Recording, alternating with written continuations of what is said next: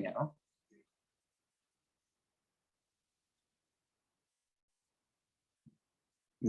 Sí, te hice una pregunta. Esos casos que tú utilizas, ¿no es cierto? Ese estudio de casos, ¿también los desarrollas dentro de la academia con tus estudiantes para hacer el estudio de casos netamente en materia constitucional? Es decir, ¿se aplica así un método de casos para hacer esos estudios? Claro, por supuesto.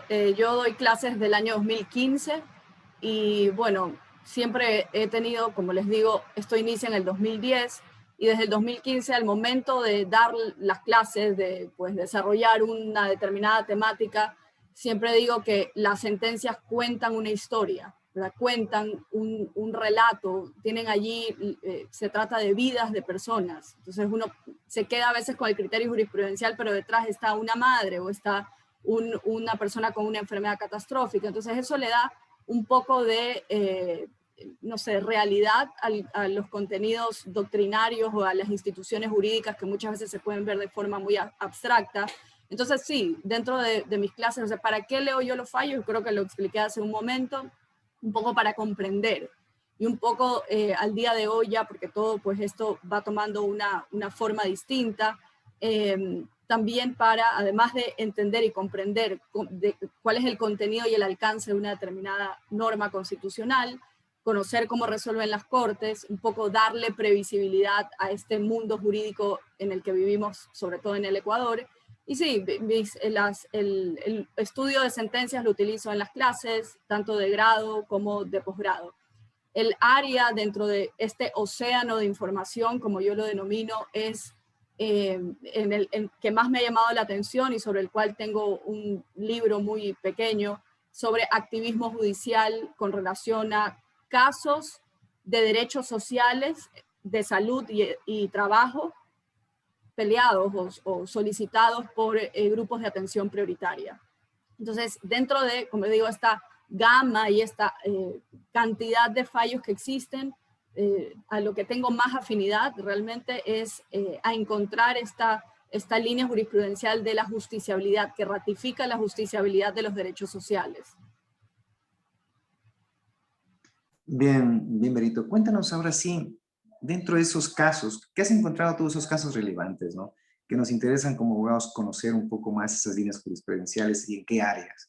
Que nos cuentes un poco, ¿sí? Esos casos que tú los has escogido para esos estudios, los casos que en realidad te han servido para poder alimentar tu proyecto.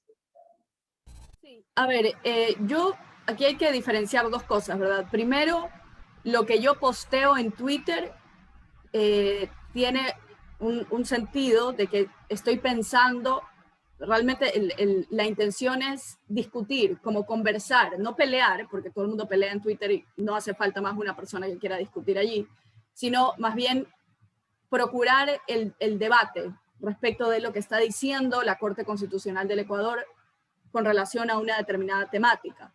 Ahora, en este sentido, cuando uno habla de líneas jurisprudenciales, algo muy extenso, también son respuestas jurídicas a problemas jurídicos. Y bueno, como dije al inicio de esta entrevista, de esta exposición, sí me gustaría darles a ustedes algo de información que no encuentran en Twitter, por ejemplo, que no tengo la posibilidad de expandirme tanto como quisiera. Entre las novedades que hay hoy por hoy en los fallos o lo que nos cuenta toda esta lectura sistemática de decisiones judiciales, tenemos, por ejemplo, temas importantes que vale la pena rescatar. Y algo que ha sido transformado, cambiado desde hace muy poco, o sea, con esta actual corte que tiene casi 2 años, ¿no? 2 años y algo.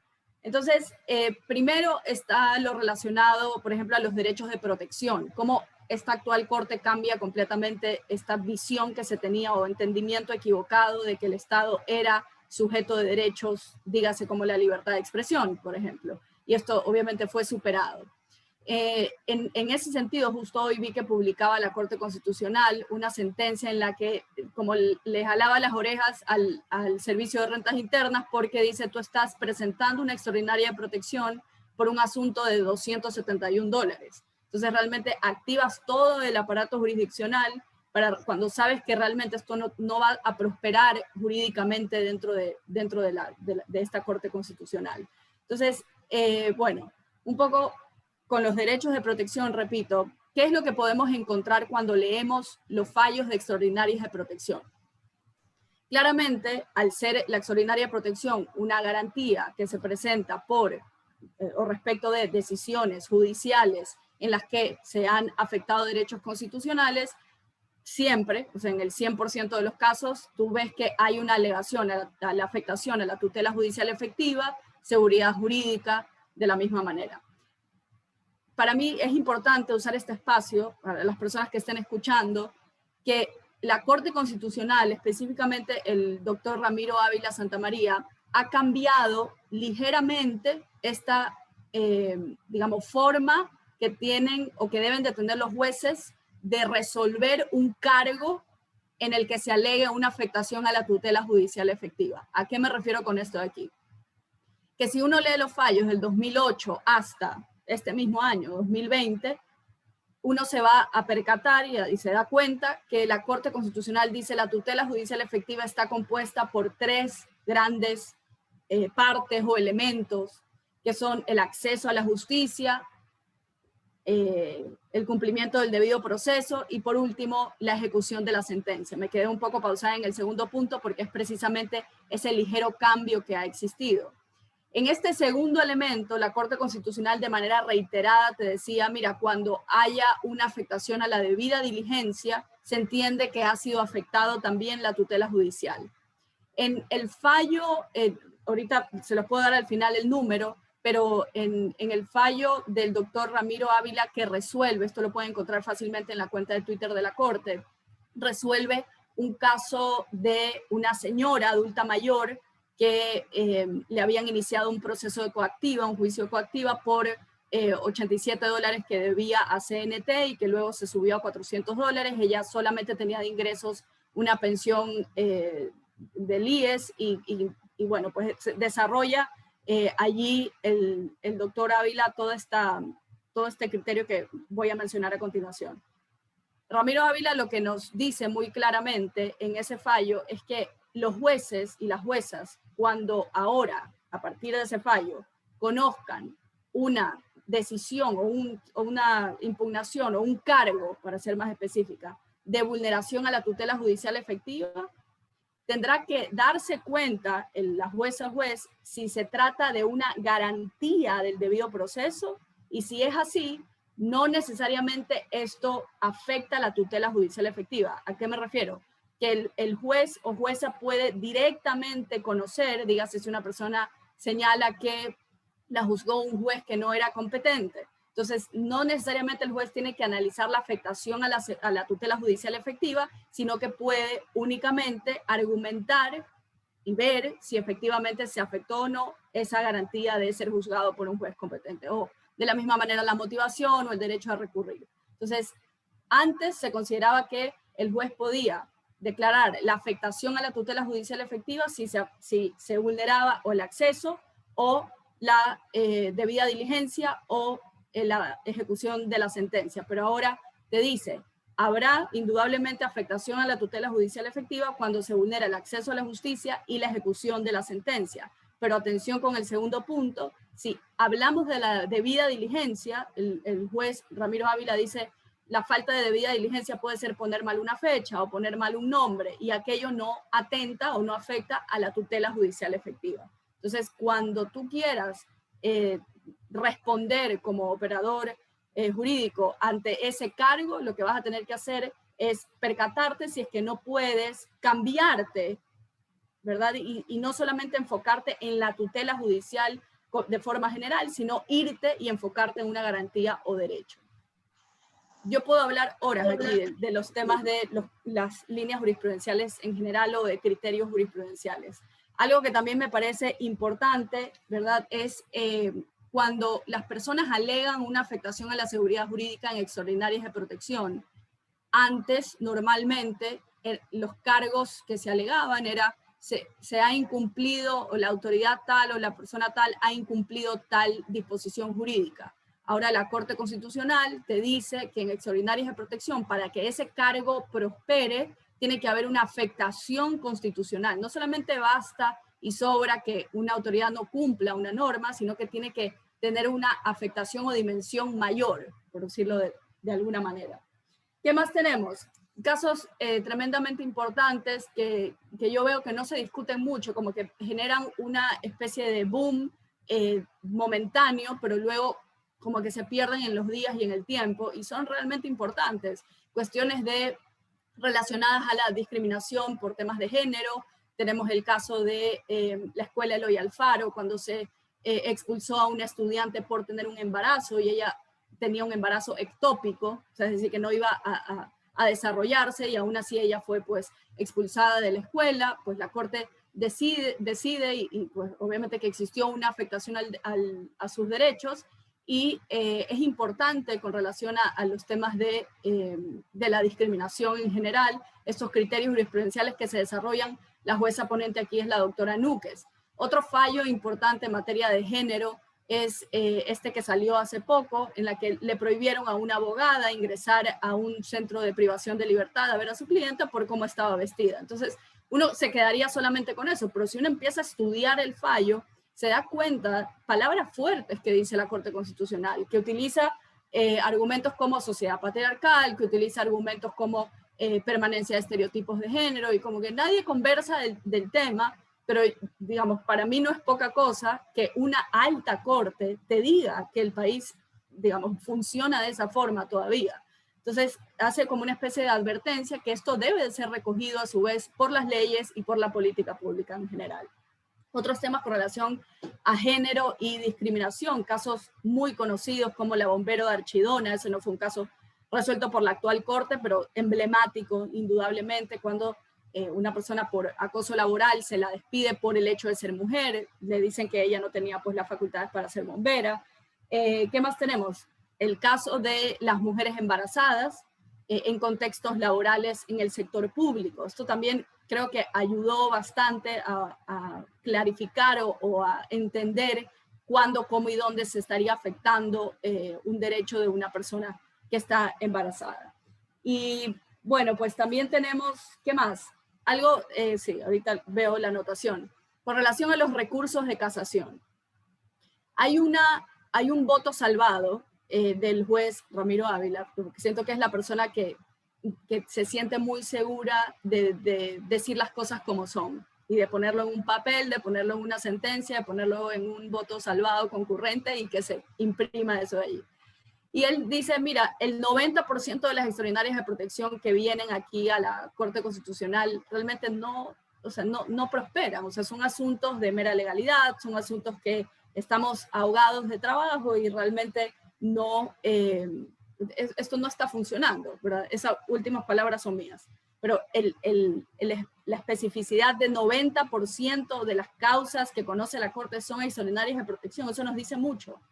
Ahora, en ese sentido, cuando las personas impugnan los autos de inadmisión del recurso de casación o bien una sentencia dictada por la Corte Nacional de Justicia, yo me he dado cuenta, esto es una opinión personalísima, que la Corte Constitucional lo ha dicho también, por eso me siento segura mencionándolo, dice: yo tengo una deferencia para las decisiones de la Corte Nacional. Es decir, la Corte Constitucional no se siente tan cómoda al momento en el que le llega la impugnación de una sentencia dictada por la Corte Nacional de Justicia o de estos famosos autos de inadmisión del recurso de casación. La Corte Constitucional, en los poquísimos fallos que yo he visto que acepta una extraordinaria de protección de un auto de inadmisión de casación, ha sido porque en el auto de inadmisión de casación no le contestan todas las pretensiones que ha señalado el recurrente.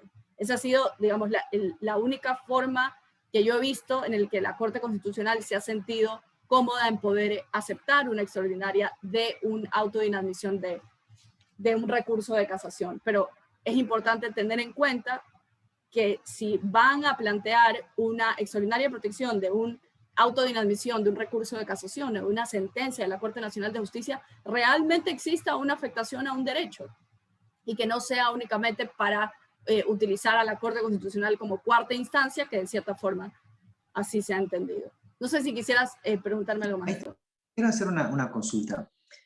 ¿Tú crees que se ha vuelto un poco más formal una de las acciones extraordinarias de protección en cuanto a su presentación, en cuanto a su admisión dentro de la Corte Constitucional, en referencia a los fallos que se han emitido? Porque de lo que tenemos experiencia igualmente en esas acciones extraordinarias de protección, la formalidad cuenta mucho, ¿no? ¿Qué opinas tú?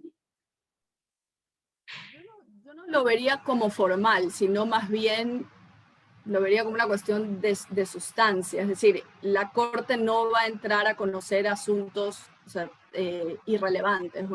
Ahí viene, uno puede decir cómo un caso va a ser irrelevante, siempre hay intereses allí. Pero sí, o sea, la vara está elevada desde hace rato, y las personas, las abogadas, los abogados que busquemos esta justicia constitucional, tendremos que cumplir con esos parámetros. En cualquier lugar del mundo, litigar en las más altas cortes no es sencillo, o no va a cualquier caso.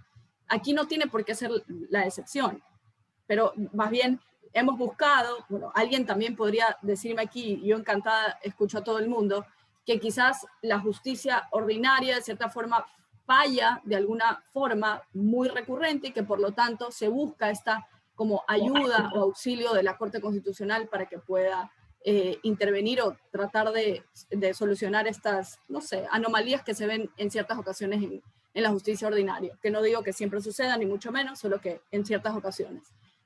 Pero sí, la vara está elevada, específicamente en el fallo del juez Ali Lozada. Él señaló, así como una clase, siempre digo, al ser estas personas que ahora integran la Corte Constitucional, gente de la academia, escriben o redactan fallos tremendamente explicativos, fáciles de leer, fáciles de comprender, de digerir. Y el doctor Ali Lozada señaló y dijo, estos son los contenidos que tiene que tener una extraordinaria protección. ¿Cuál es la tesis? ¿Qué es lo que planteas? ¿Dónde está aquí la actuación judicial vulneratoria de derechos, y cuál es el derecho vulnerado y por qué? Entonces, eso es como mínimo, ¿no? Argumentos mínimos. Entonces, si me preguntas si hay una mayor formalidad o una mayor, no sé, exigencia de parte del foro en general o de las personas que estén interesadas en presentar una extraordinaria protección, mi respuesta es que sí, por supuesto. O sea, vemos que es, inclusive lo que tú comentas, que ese 90% de fallos que entran por extraordinaria protección son rechazadas. O sea, es un dato alarmante, ¿no? Porque nos dice muchas cosas. Nos dice que muchos de los temas que se quiere discutir, bueno, pueden ser relevantes, como no pueden, o sea, no son relevantes para la Corte. O asimismo, se falla mucho en parte de los abogados litigantes en interponer estas acciones extraordinarias de protección. De lo que tú has revisado, ¿cuáles son esos errores un poco más comunes en el abogado litigante al interponer y que los jueces ya han manifestado, ¿no? Referente a estas acciones extraordinarias de protección? Claro, el error más común son varios, ¿no? Primero, es como cuando copian y pegan 20 derechos, o sea, 20 artículos. A mí me pasó tal cosa y se me vulneró la Constitución completa. Entonces, el hecho de que tú copies y pegues un artículo de la Constitución no te va a dar más razón, ¿verdad? Entonces, el error que yo veo es la falta de argumentos, así de sencillo. Uno tiene que poder, como siempre señala la Corte en los fallos extraordinarios de protección, los problemas jurídicos que yo como Corte resuelvo nacen de los cargos que tú me estás señalando a mí. Entonces, si tú no me señalas un cargo verdadero o correcto, ¿qué tipo de problema jurídico puede surgir allí? Entonces, y ahí viene el tema del esfuerzo razonable que dice la Corte Constitucional que realiza, como tratando de escarbar un poco entre los argumentos que señalan los accionantes para poder construir de esa forma los problemas jurídicos. Entonces, a la pregunta, yo me conectaría realmente con el criterio del juez Ali Lozada, que te dice de forma muy clara, dime, ¿cuál es tu tesis? ¿Cuál es el planteamiento? ¿Qué es lo que ha pasado? ¿Cuál es la acción del juez, la acción u omisión del juez que vulneró tu derecho? ¿Cuál derecho y por qué? Entonces, por ejemplo, casos así extremos, cuando en un juicio se citó a una señora que era analfabeta y se la citó por la prensa. Entonces, sí, bueno, claramente allí tú ves cuál es la acción del juez vulneratoria del derecho. ¿Cuál es la acción del juez? Haber ordenado la citación por la prensa a una persona analfabeta, ¿verdad? ¿Por qué? ¿Qué tipo de derecho constitucional se vulneró? El derecho a la defensa, indudablemente. Entonces, ¿cómo? Y ahí viene la explicación. No solamente alego que se me vulneró el derecho a la defensa, sino tengo que decir por qué. Bueno, luego de aquello me embargaron la casa, luego de aquello me iniciaron un proceso tal, luego de aquello, o sea, contar y relatar y construir argumentativamente el caso. Ujú. Uno de los temas también que nos preocupa bastante es conocer cuándo la Corte Constitucional, por ejemplo, entraría a conocer sobre el fondo de una acción. En este caso, hablamos de un caso de una acción de protección, se interpone una acción extraordinaria de protección. Y la Corte está habilitada para conocer sobre el fondo en una acción de protección tal, no y resolver sobre el fondo o únicamente del reenvío al juez para que nuevamente se pronuncie porque hubo violación en ese proceso. O sea, ¿cuándo la Corte, en qué casos podría conocer sobre el fondo? Eso es clarísimo. La Corte Constitucional ha dicho, yo conozco o puedo resolver sobre el mérito de este caso o sobre el fondo de este caso cuando se trate de garantías jurisdiccionales. Punto final. Ahora, no toda garantía jurisdiccional que es impugnada vía extraordinaria de protección significa que yo, Corte, voy a resolver sobre el fondo. Tiene que cumplir una serie como de requisitos, ¿verdad? Tiene que ser una cuestión novedosa de la cual la Corte no se haya manifestado antes, tiene que todavía continuar vulnerándose el derecho, que no haya existido una reparación. Entonces, ahí volvemos al mismo tema que hablábamos hace un momento, que es la vara alta. Entonces, la Corte, en el ejercicio de esta deferencia que tiene, ahí, si se habla de casos como una acción de protección, por ejemplo, ya nos está hablando allí de un recurso de casación, pero si hablamos de una acción de protección, estamos hablando de una decisión de un juez de corte provincial, ¿verdad? Pero lo que yo me he dado cuenta, y alguien aquí puede mencionar lo contrario, es que la Corte Constitucional, para entrar a cambiar de alguna forma la decisión del Tribunal de Corte Provincial, dice, o sea, ella misma, la misma Corte se sube la vara y dice, son todos estos requisitos que tenemos que cumplir para entrar a cambiar la decisión del mismo juez. Es decir, vuelve otra vez esta Corte a tener una deferencia hacia las decisiones de jueces de instancia. Y aquí recuerdo, se me viene a la mente el caso de los posgradistas del IES. Eso es un caso que, vuelvo y repito, nadie ha hablado, nadie ha tratado mayormente, pero no es poca cosa. Aquí eran posgradistas que estaban trabajando en el Instituto Ecuatoriano de Seguridad Social y presentaron una acción de protección porque no habían llamado a un concurso público y al final en esa acción de protección ordenaron que se les diera un nombramiento. Entonces, eso sabemos que no es poca cosa. Esto llegó por impugnación del IES, claramente, vía extraordinaria de protección, y la Corte no dijo nada respecto de la decisión del juez de instancia.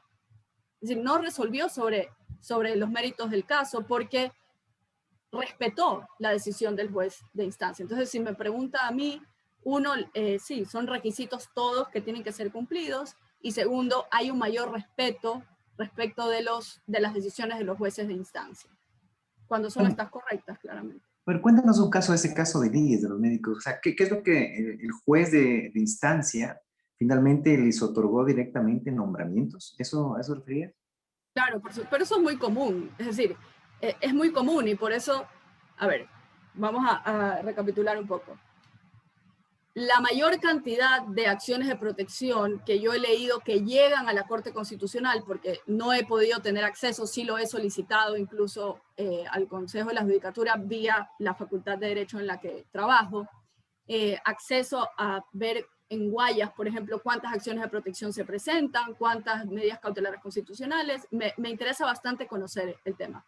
Lo que sí podemos saber todos son las garantías jurisdiccionales que se impugnan y que llegan a la Corte Constitucional, sea por una acción de incumplimiento, sea por una extraordinaria de protección. Entonces, cuando uno revisa los fallos, se da cuenta la cantidad de acciones de protección que se presentan por afectación, por remoción de un cargo, ¿verdad? Porque han despedido a una persona de su trabajo, sobre todo de una institución pública. Esto, alguien me puede decir, bueno, dígame si puedo presentar o no una acción de protección por despido. Y ahí viene el tema, no hay una respuesta general a un problema específico. ¿Y por qué digo un problema específico? Porque cada situación será diferente. No es lo mismo que despida a una persona sustituta, ¿verdad? Que tiene un hijo o una hija con discapacidad, de una persona que no se sustituta. No será lo mismo una mujer embarazada que ha sido despedida de una persona que no lo está. Entonces, sí, por eso digo, primero hay una gran cantidad de casos en los que se impugna, no por la vía contenciosa administrativa, sino por la acción de protección, por la vía constitucional, estos despidos, desvinculaciones del trabajo, ¿verdad? Hay una búsqueda de justicia para reclamar su derecho al trabajo, mejor conocido esto como justiciabilidad de los derechos sociales.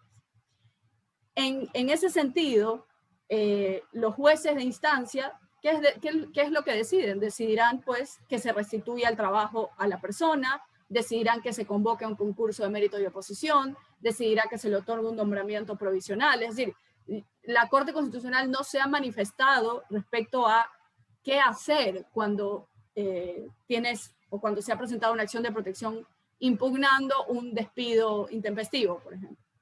Lo que tiene sí son otros criterios jurisprudenciales en una sentencia interesante de la jueza Daniela Salazar, en la que ella trata, y creo que exitosamente, de decirnos cuándo un caso en materia laboral sigue la vía constitucional y cuándo debería seguir la vía de legalidad. ¿Por qué? Porque también uno se encuentra un montón de casos en los que vía acción de protección uno busca que le paguen, ¿verdad? Busca cobrar o busca exigir sus haberes laborales. Y ya la Corte Constitucional se ha dicho, para haberes laborales, para reclamar haberes laborales, tú tienes la vía de legalidad. No que sea peor, no que sea mala, no que sea negativa, pero esa es la vía correcta. ¿Cuándo te vas tú en asuntos laborales a la vía constitucional? Te vas a la vía constitucional cuando se tratan de asuntos como discriminación en el contexto laboral, cuando asuntos de esclavitud moderna, me refiero a cuestiones de trabajo forzoso, que también los hay. Incluso yo tuiteé hace bastante tiempo una sentencia en la que se trataba algo sobre un contrato que configuraba neoesclavismo. Entonces, y esto sigue pues el criterio jurisprudencial de la Corte Interamericana en casos como Hacienda Verde versus Brasil. Entonces, a lo que voy es que sí, es una variedad de decisiones en general de los jueces de instancia frente a asuntos laborales. Bien, nos interesaría saber tu opinión también. Vemos que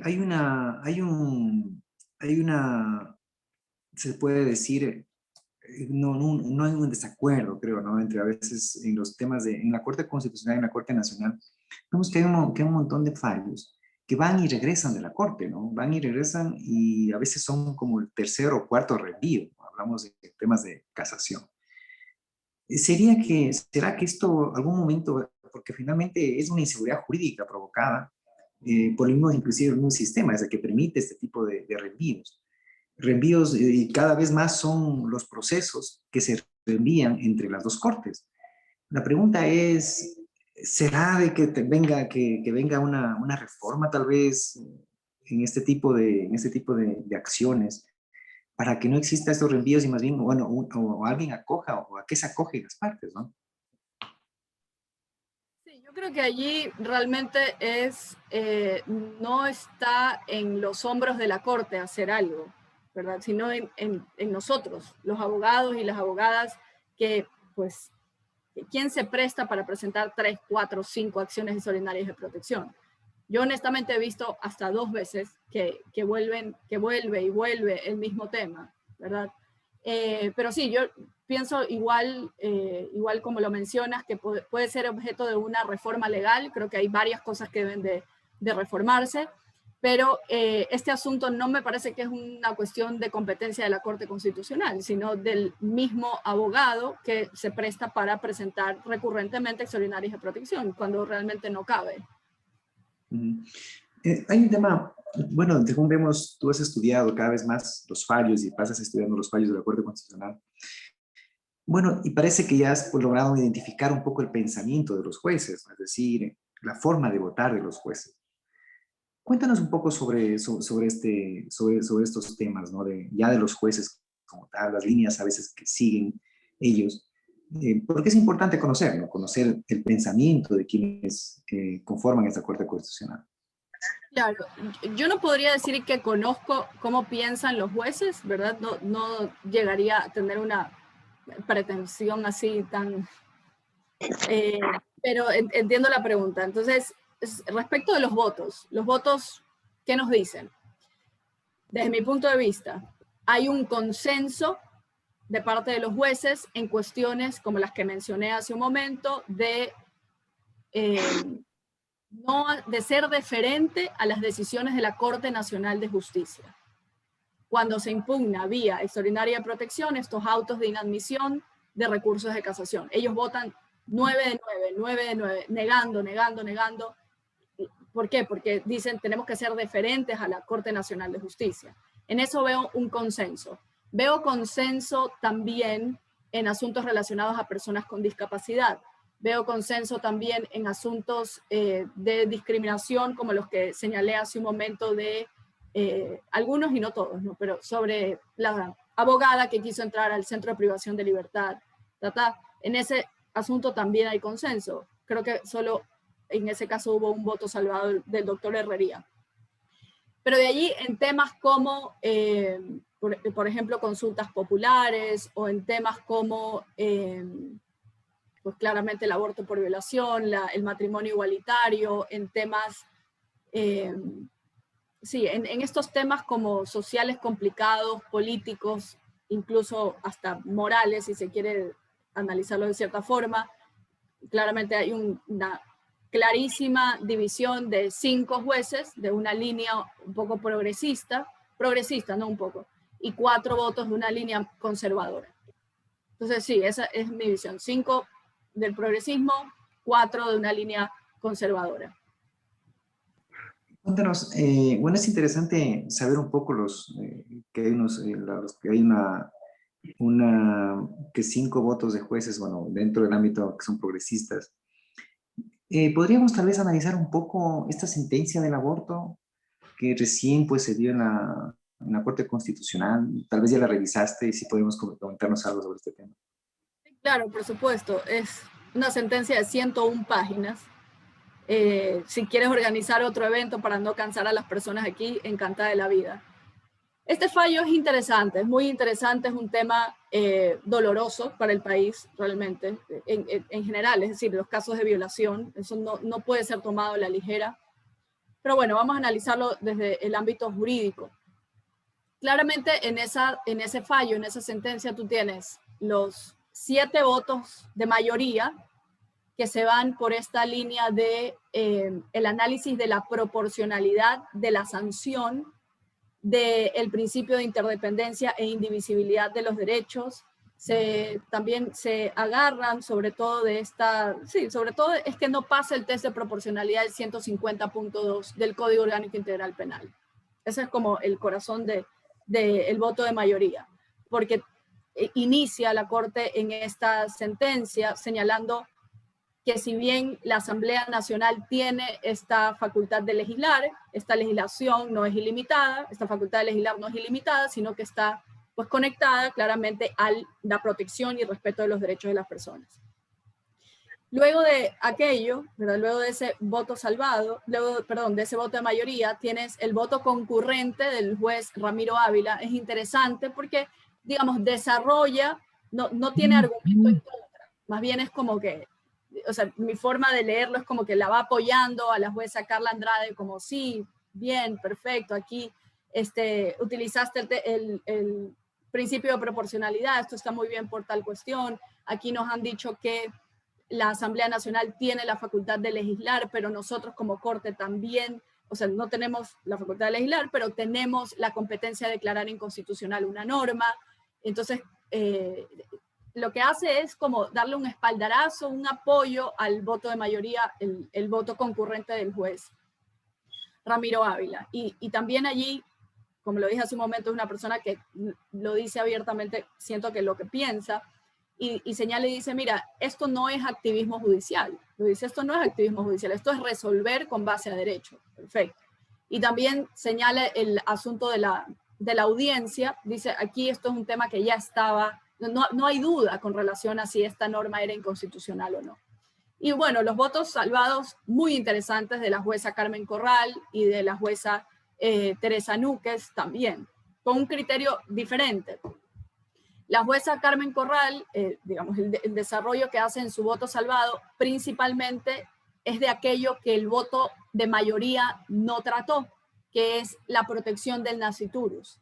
La jueza Carmen Corral da uno y otro argumento con relación a por qué el 45 de la Constitución te señala muy claramente que el Estado protege la vida desde la concepción.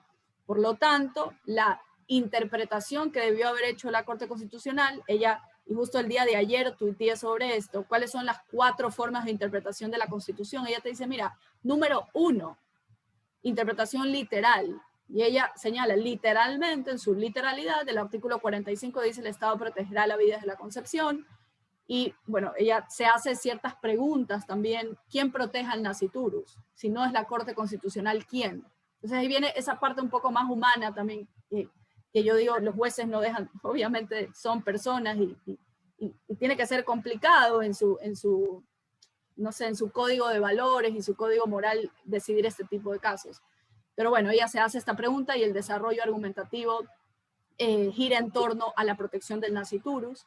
Y luego el voto de la doctora Teresa Núquez, ella pues aboga por esta facultad de que realmente el llamado a cambiar el 150 puntos del COIP era la Asamblea Nacional, no la Corte, sino la Asamblea Nacional, por una cuestión de representatividad, de legitimidad, de democracia en general.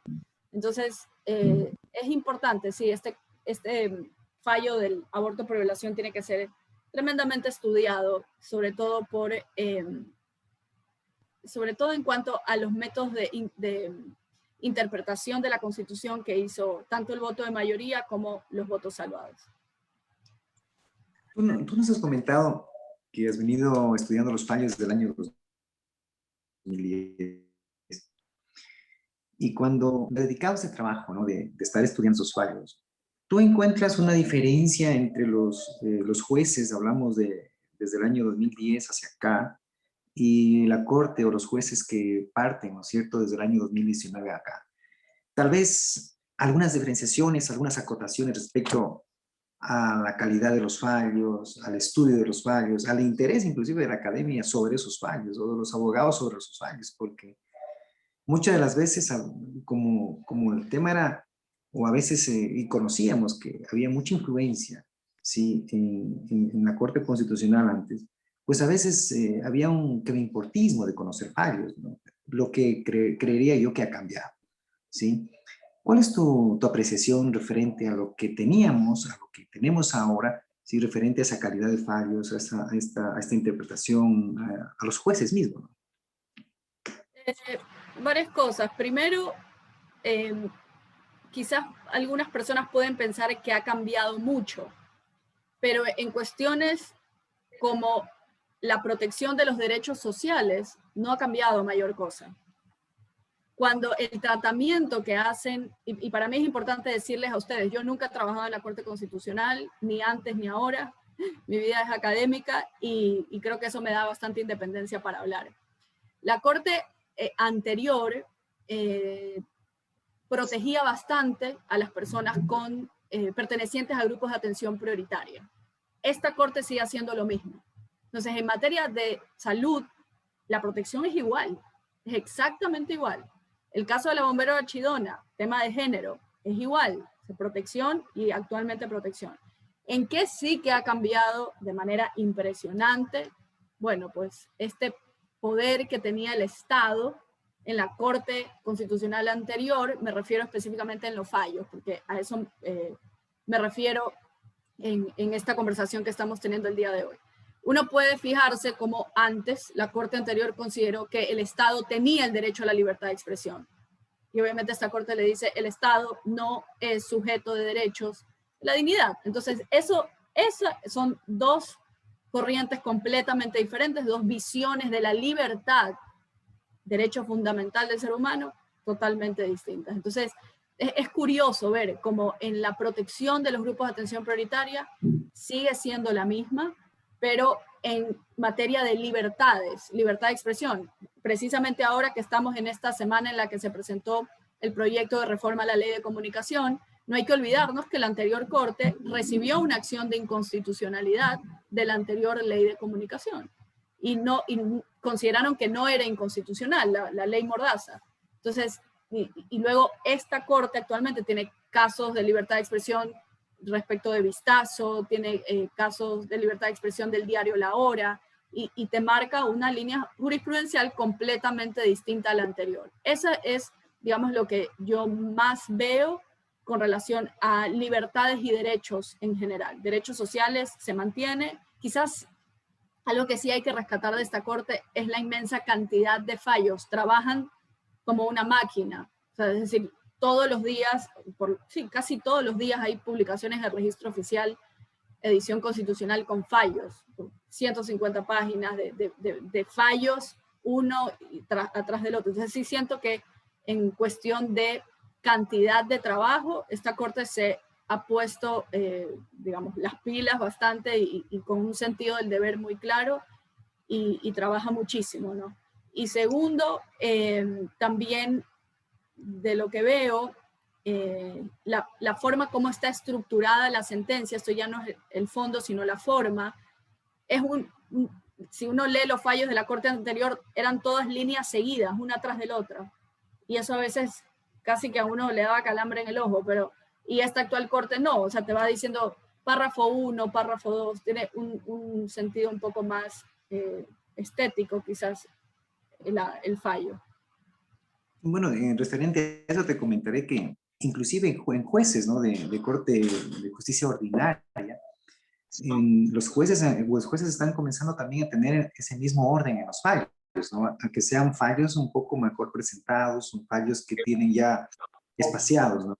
Es decir, que uno puede entender, porque finalmente a veces son fallos corridos, fallos o sea, en realidad que uno puede llegarse a confundir con lo que es en el texto. Y en verdad ha servido mucho porque ya uno encuentra fallos de algunos jueces que ya comienzan a ser muy ordenados, así como lo está haciendo la Corte Constitucional en la emisión de fallos. Creo que eso es algo positivo, ¿no? Tal vez una de las últimas inquietudes, ¿no es cierto?, que tenemos es esta participación de la sociedad civil, ¿no? Hay un participante que creo que tiene el micrófono abierto. A ver, si nos ayudan, por favor, con el micrófono. Bueno, estamos. Bien, te comentaba, ¿cómo es esto al estudiar todos estos fallos tú y la experiencia en la revisión? ¿Tú has considerado o cómo has visto la participación netamente en las acciones de inconstitucionalidad? ¿Sí? En las acciones de la sociedad civil. ¿Hay esa participación? ¿Somos más activos ahora, ¿no? Con esta Corte? ¿No existe eso? ¿Qué ha sucedido? Sí, justo yo escribí un artículo, no me da pereza buscarlo, con el doctor Hernán Pérez Luz y lo publicamos en la página web del estudio, en la que analizamos todos los fallos de acciones de inconstitucionalidad entre el año 2019 y 2020. Entonces, les copio el link aquí por si acaso les interese chequearlo, quieran verlo, se los copio en el chat.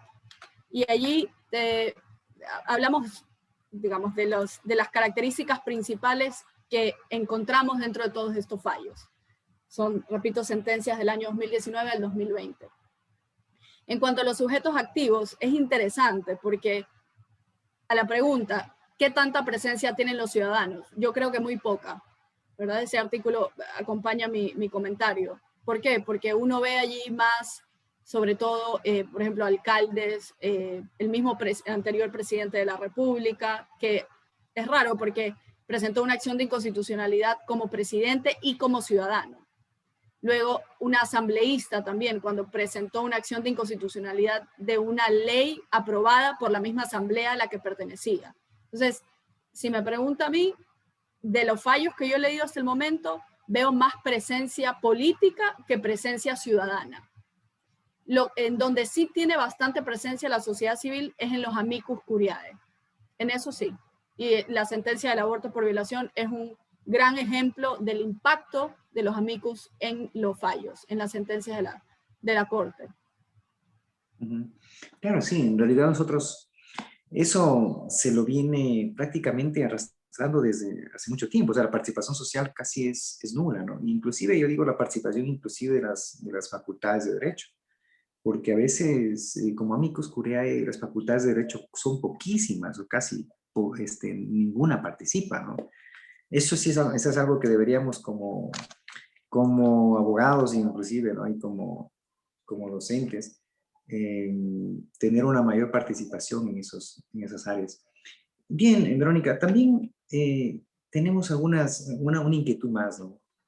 Este proyecto como tal de la Corte dice va a terminar, aparte de, bueno, ¿cuál es un poco la finalidad? ¿Ya piensas hacer una especie de un libro de casos? ¿Piensas terminar este proyecto ya especificando, ya establecido en un libro? ¿Cuál es si se puede decir, la finalidad de ese proyecto ya en sí? La finalidad del proyecto está justo en el primer tweet de mi cuenta. Yo quiero transmitir este pensamiento de los jueces. Las historias de los países se cuentan en las cortes y estas historias muchas veces son olvidadas, no son conocidas. Entonces la finalidad del proyecto sigue siendo la misma que hace un año. En junio ahora vamos a cumplir un año, de empoderar a la ciudadanía, de conversar entre nosotros, de armar una cultura del precedente, de debatir lo que hay, de un poco cambiar este chip que hay en la sociedad del egoísmo, de compartir conocimientos, no sé, de pensar que no hay espacio para todo el mundo. Tengo muchas finalidades con ese proyecto, ¿verdad? Como joven pienso que una buena forma de cambiar la cultura jurídica para bien es empezar a compartir esto que buenamente pueda yo tener y que sé que sirve a las personas, porque me lo han dicho. Y la intención nada más es puramente académica, vuelvo a repetir, tratando de que nosotros como sociedad civil nos encontremos, que ya está usada hasta el cansancio esa palabra, que como sociedad civil podamos eso, conocer, discutir, cambiar aquellos pensamientos jurídicos incluso con los que no estemos a favor y eso, o sea, empezar con la cultura del precedente y contar esas historias que no se encuentran en ningún lado más que en los fallos. Es súper interesante. Yo te diría una recomendación final, ¿no? Tal vez sería interesante de que se pueda pensar en un casebook, ¿no? Esos libros de casos, ¿no? Que lo tienen en el estudio de facultades de Derecho cuando se estudia a través del método del caso, ¿no? Eso podría ser una buena sugerencia, ¿no? Que puede enriquecer más aún tu trabajo, ¿no? Yo te agradezco, Verónica, por tu tiempo, conversar un poco. Yo sé que las ocupaciones tuyas también demandan, obviamente, de otros temas, pues te agradecemos bastante. Nosotros como Academia de Abogados de Loja, lo que intentamos es fluir ideas, conversar un poco con quien está haciendo cosas diferentes, ¿no? Y eso es importante, ¿no? Conocer un poco más del pensamiento de nuestros jueces, creemos que es una parte de un control social también, de parte, en este caso, de la academia, de quienes estamos fuera de esos espacios. Y bueno, te felicito en realidad, te felicito. No sé si tenemos algunas preguntas de parte de quienes nos acompañan, tanto en Facebook Live o en la plataforma de Zoom. Tal vez alguna persona quisiera hacer una pregunta, alguna consulta, porque Verónica está presta a contestar. Le solicito la palabra, estimado doctor John. Galo, ¿cómo te va? Claro que sí. Qué gusto, mi estimado John. Felicitaciones a la academia por promover estos conversatorios y a la exponente por su magistral ponencia que nos ha servido de mucho.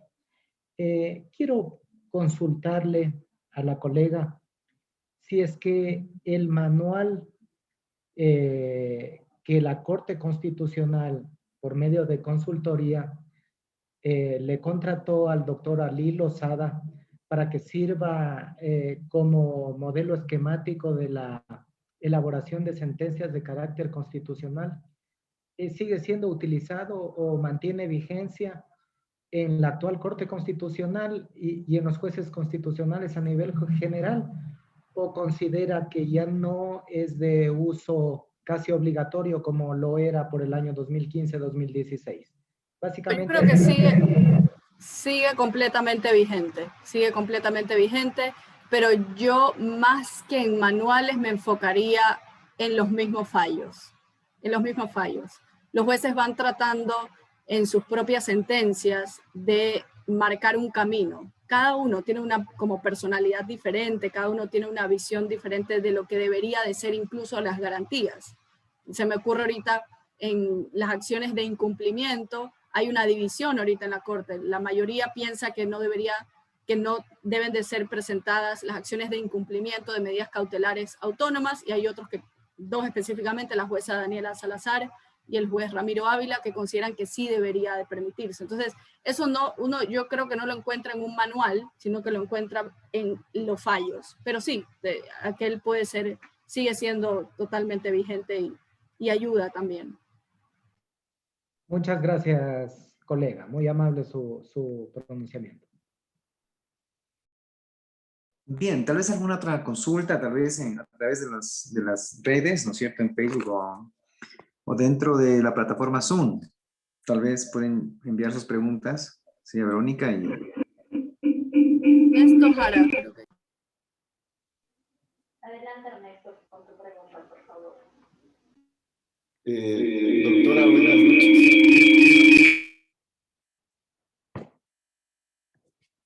Sí, Ernesto, tienes que apagar un dispositivo. Creo que tienes 2 dispositivos prendidos, ¿sí?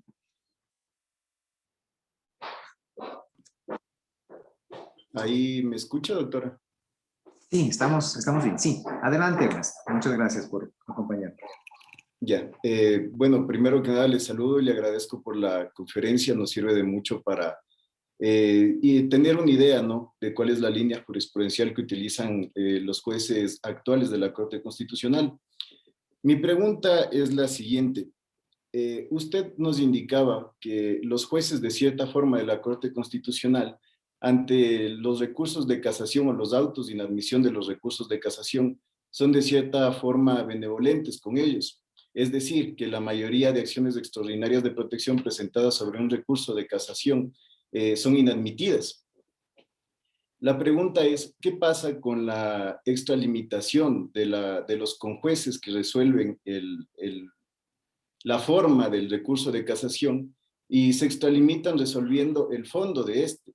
¿Qué pasa con la tutela judicial efectiva, el debido proceso y la motivación en estos casos, ¿no? Porque se estaría dejando en la indefensión a las personas, porque no dejarían que pase al siguiente punto, que es, más allá de la admisión del recurso de casación, que los jueces ya en tribunal de casación conozcan el fondo del asunto. Esa es la pregunta, doctora.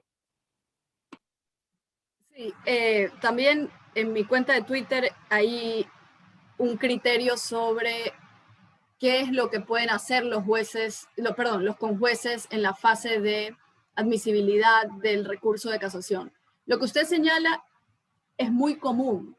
Eso es un reclamo, o sea, digamos, común dentro de los abogados y las abogadas y dentro de las extraordinarias de protección. Dices, a ver, esta persona se ha excedido, ha entrado en esta fase de resolver sobre el fondo y no se ha quedado únicamente en verificar lo que debe dentro de la fase de admisión.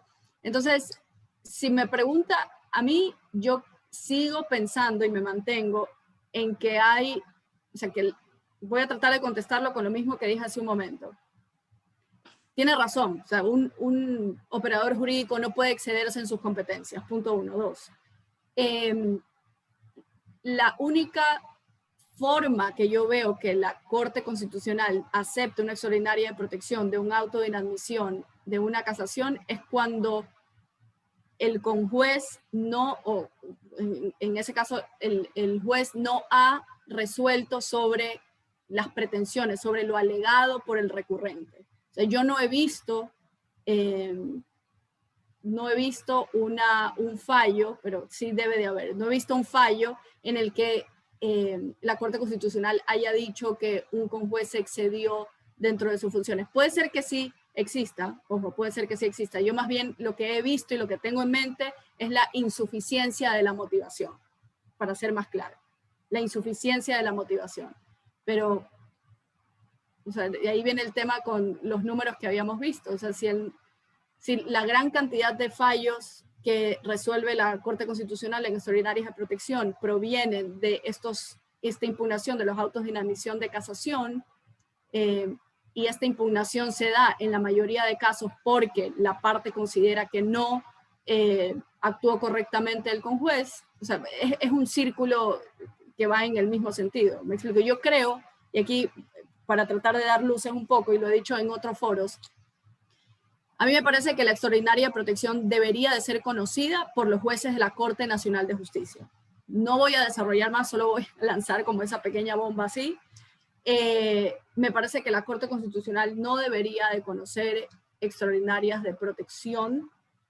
Pienso que esta es también tengo un paper sobre el tema, que pienso que este es un buen momento, dado que hay nuevos jueces también en la Corte Nacional de Justicia, para que la Corte Nacional empiece a señalar criterios claros, porque no siento que los tiene, con relación a la casación.